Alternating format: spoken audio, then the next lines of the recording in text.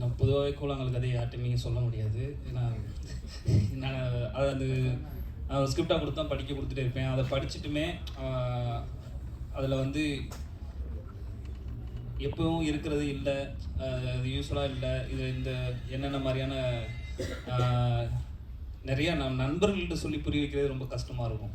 அது வந்து இப்போ எக்ஸாம்பிளுக்கு சொல்லணும்னா, அந்த ஒரு கேரக்டர் ஃபாலோ பண்ணிட்டு வருவோம், திடீர்னு பஸ்லேருந்து ஒரு பொண்ணு ஃபாலோ பண்ணிட்டு போகிறது வந்து இங்கே யாருமே இப்போ கூட இருக்க ஃப்ரெண்ட்ஸ் கூட வந்து இல்லை இது வரைக்கும் என்ன பண்ணுவாங்க, த்ரோட்டாக ஒரு கேரக்டர் ஃபாலோ பண்ணால் அவங்களே ஃபாலோ பண்ணி போகணும், ஏன்னா திடீர்னு இன்னொரு கேரக்டர் ஃபாலோ பண்ண அப்படின்னு.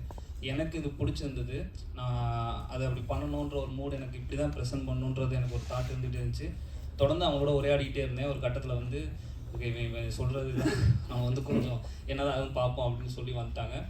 ஃபஸ்ட்டு படம் எடுத்துகிட்டு வந்த பிறகுமே அந்த ஒரு டைலம் இருந்துச்சு எல்லா பேர்த்துக்கும், இது எப்படி அப்படின்னு. எங்கேருந்து ஒரு அங்கீகாரம் கிடைச்ச பிறகு தான் அது ஒரு அக்செப்ட் பண்ணிக்கிற ஒரு சூழலே இருந்துச்சு. எனக்கு ஆசைலாம் கிடையாது, எடுத்தோடனே படத்தை இங்கே காட்டணும் தான் ஆசை. அங்கேருந்து ஒரு அங்கீகாரத்தோடு வந்தால் தான் இங்கே சில பேர் பார்க்குறாங்க. அதுதான் நடந்துச்சு.